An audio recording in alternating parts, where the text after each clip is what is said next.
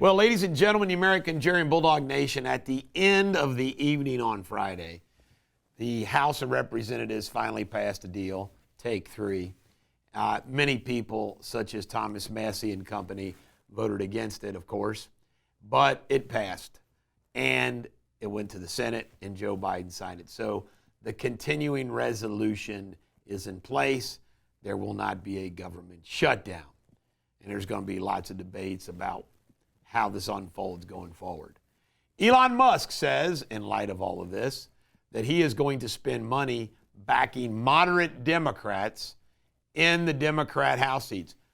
That, once again, is brilliant. How do you get rid of the logjam in the House of Representatives when you have districts that are so red and so blue?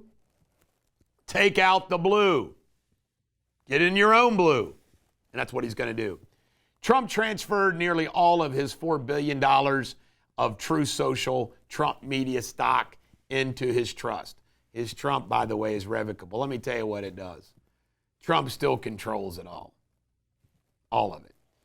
Mike DeWine and John Husted, the governor and lieutenant governor of Ohio, traveled south to Mar-a-Lago to meet with Trump. Why? They obviously had to make a deal. If DeWine is going to appoint Husted, which is believed what he wants to do, he needs to make sure Trump is on board. Why? Whoever Trump endorses in that Senate race will be the U.S. Senator. So we'll see what happens. I would hope by now Trump doesn't trust DeWine, but you never know. Matt Gaetz, the report is coming out today, the House Ethics Report. He's out of Congress, but this is going to hurt him. It's going to hurt him bad.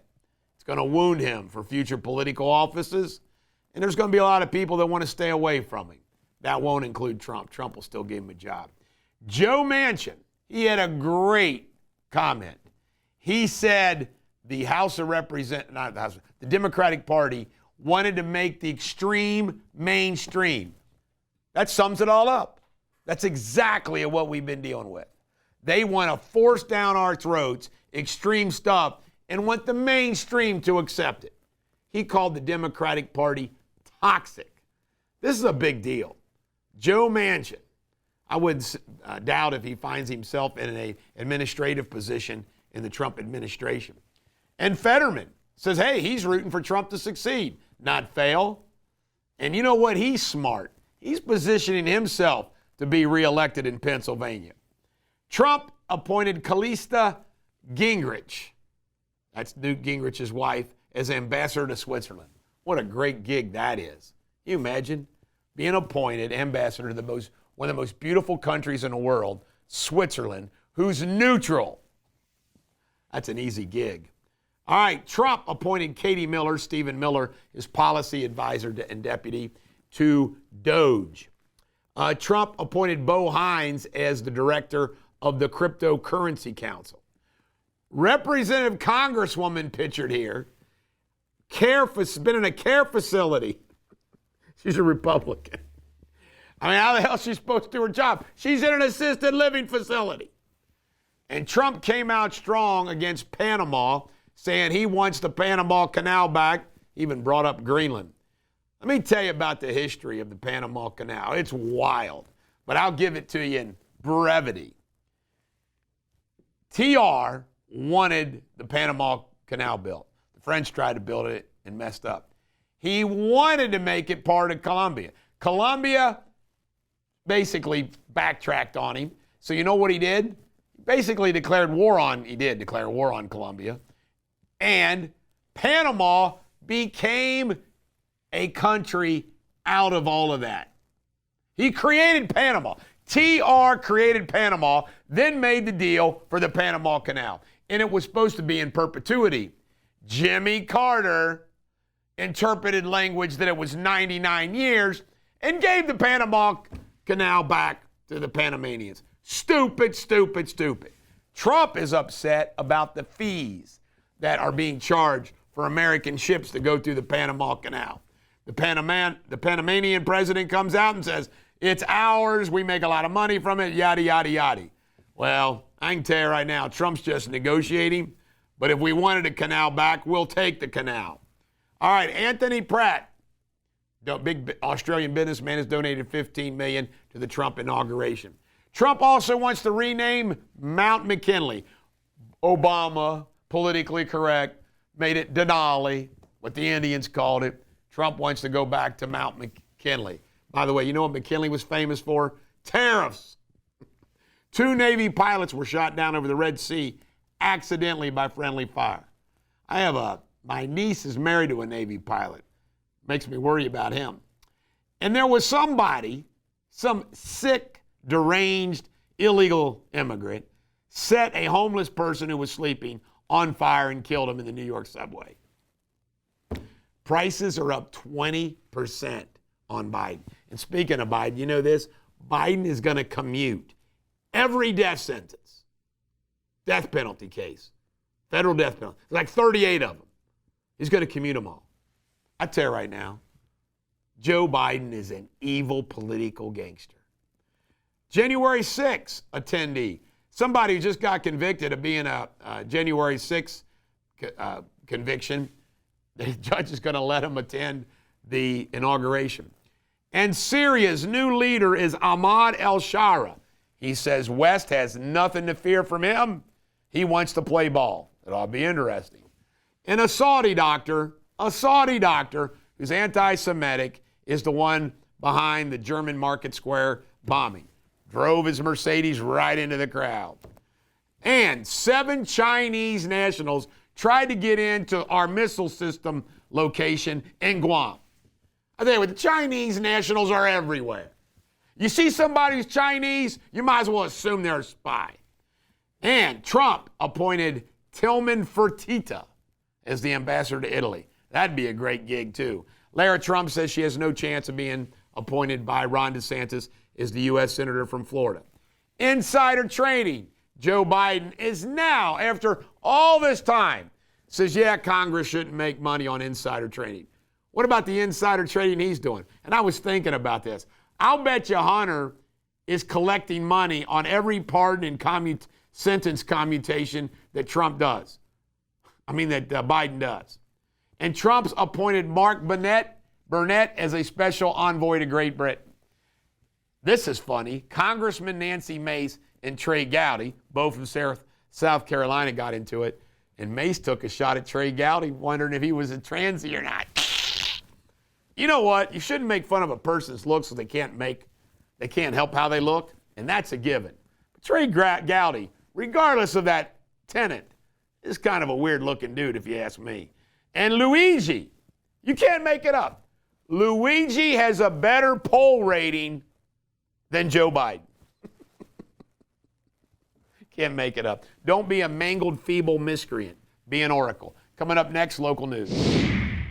Here we go with local news. There is a big movement afloat on both sides of the Ohio River, Kentucky and Ohio delegation in Congress and the legislature to clean up the Ohio River. By the way, this is a real issue up and down the entire Ohio River on the Kentucky's riverbanks, but especially at the Big Sandy. Apparently, and I found this out when I ran for governor, there are like tons of tires, like an unbelievable amount of tires clogging up the Big Sandy down at the Ohio River. Crazy. An 18-year-old shot was in Boone County by a 17-year-old with a drug deal gone bad. That's scary stuff. And there was a Boone County bus crash. Some kids got hurt, but you know what happened? The guy who was driving the bus had a heart attack, and some Cooper High School students jumped in to save his life and save the day. There'll be no personal injury lawsuits over this. Guy had a heart attack. And Fort Wright has made a request for the state to take over the maintenance of the bridge going over the Gateway Community College down there where Robke used to be. And this is sad. Right before this hedge fund that bought Frisch's, they destroyed this company, raped it of its real estate, ran it into the ground. And this past week, they laid off all the Frisch Central bakery workers, including the chief baker of 41 years, without severance right before Christmas. I'm telling you, these are cold-hearted, evil-ass people. I'm wondering who's going to step up and take over the Frisch's franchise name and bring it back. Someone will. Maybe I'll do it. This is the Bulldog. Every dog has their day. Coming up next, Jamie Spindley, who's been out chasing cows this weekend.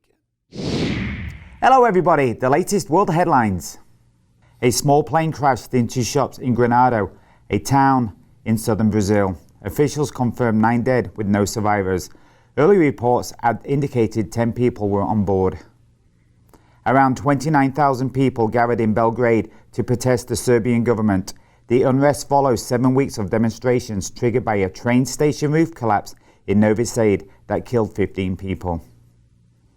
A man has been arrested in New York after setting a woman on fire on a stationary subway train in Brooklyn.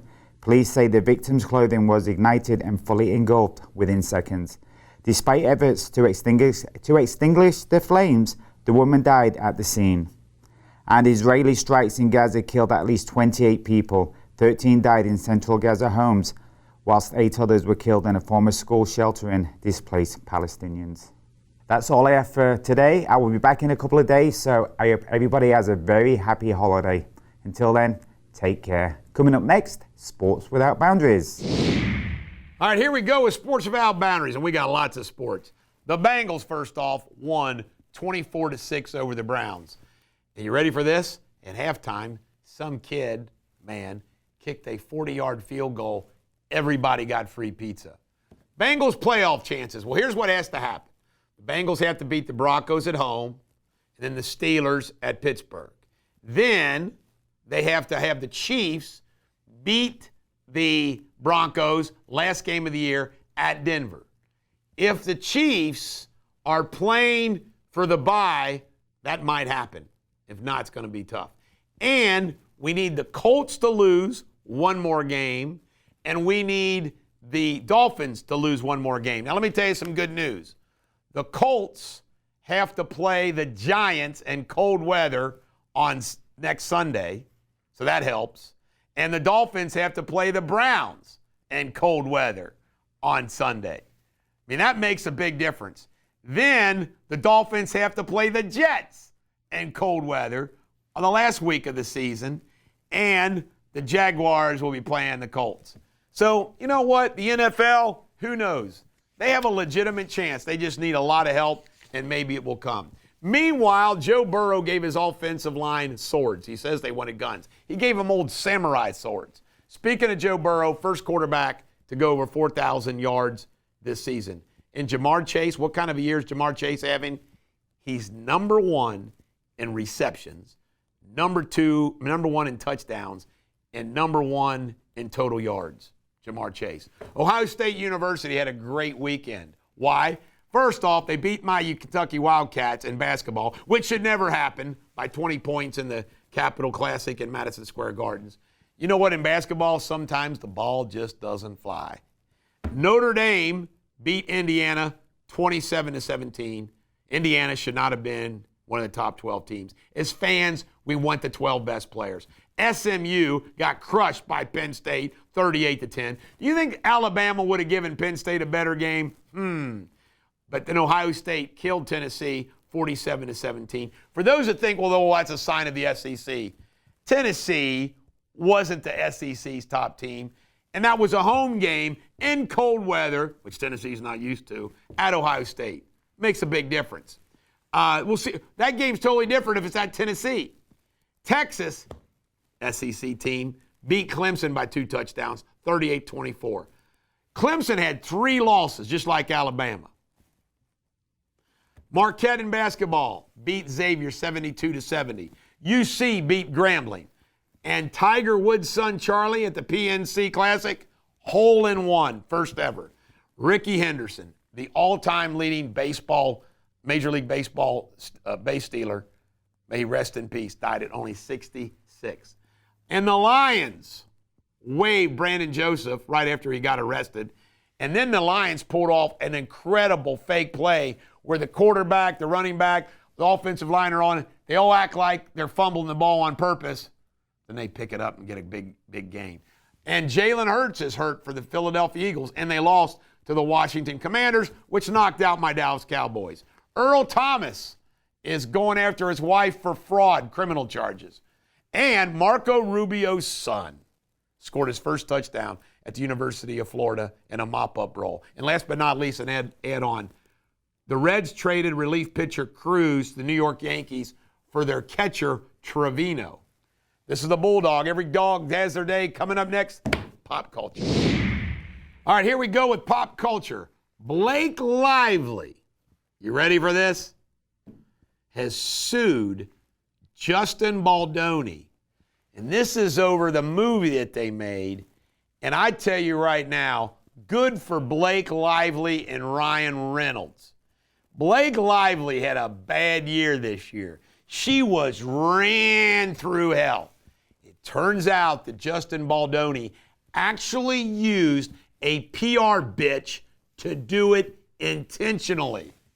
This guy was a creep on set. They had to have a meeting. Blake Lively had to say, stop talking about sex. Stop talking about your willy whacker. Stop doing this, blah, blah.